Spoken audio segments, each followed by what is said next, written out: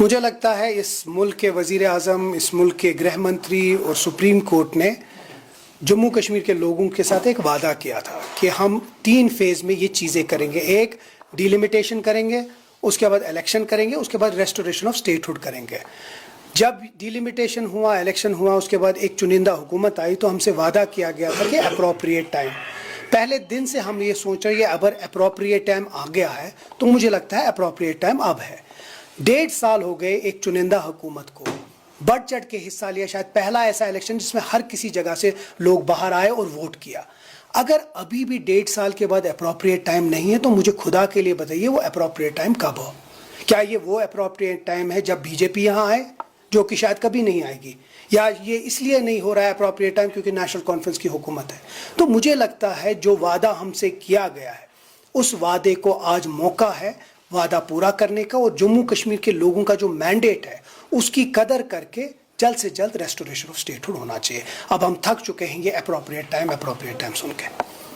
سر اچھن کی بات کی جائے تو اس حوالے سے جانیں گے، کیونکہ حال ہی میں وہاں لوگوں نے بھی باہر نکل کے یہ کہا کہ ہمیں کافی دقتیں آتی ہے، لیکن کوئی سرکار اس کے لیے کوئی بھی سٹیپ نہیں اٹھاتی. اور اسی لیے میں آپ کی وسادت سے عمر عبداللہ صاحب کو اور ان کی سرکار کو مبارکباد پیش کرنا چاہوں گا کہ جو پہلی بار کسی بھی حکومت نے نہیں کیا، وہ عمر صاحب نے خود پرسنلی اس میں انٹرسٹ لے کر نہ صرف ایک بہت بڑا مسئلہ حل کیا پر ایک راستہ دکھایا جو گاربیج ڈسپوزل ہے اس کو ٹھیک کرنے کا. 361 کروڑ کا جو یہ سالڈ ویسٹ مینجمنٹ ہے، یہ عمر صاحب نے پرسنلی انشور کرا ہے کہ اس کا یہ جو پلان ہے یہ ٹھیک ہو. کوئی 800-900 ٹی پی ڈی کے قریب اس میں یہ ہوگا. اور سب سے بڑی بات ہے کہ جو اس وقت وہاں وہ پہاڑ بنے ہیں، کوئی 11.5 لاکھ ٹن جو لیگیسی ویسٹ ہے اس کو ختم کرنے کے لیے یہ ایک اسی کی کڑی ہے.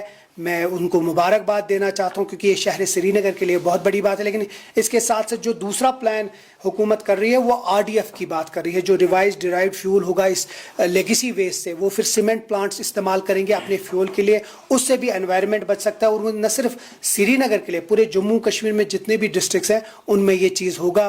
میں سمجھتا ہوں کہ جو چیز آج تک نہیں ہوئی وہ قابل تعریف ہے کہ عمر صاحب نے پرسنلی اس میں انٹرسٹ لے کر وہ کر دیا ہے. سر پی ڈی پی نے الزام لگایا اپنے کنونشن میں کہ شہری سری نگر کو نیشنل کانفرنس کی حکومت نے نظر انداز کیا ہے. میں نے تو ابھی آپ کو یہ بتایا کہ جو چیز کبھی نہیں ہوئی، میں آپ کو ایک ایگزامپل دے رہا ہوں کہ لیگیسی ویسٹ جو اتنا تھا وہ پہلی بار کر دیا ہے عمر عبداللہ سرکار نے. اور پی ڈی پی کے پاس کیا بہانہ ہے بولنے کا؟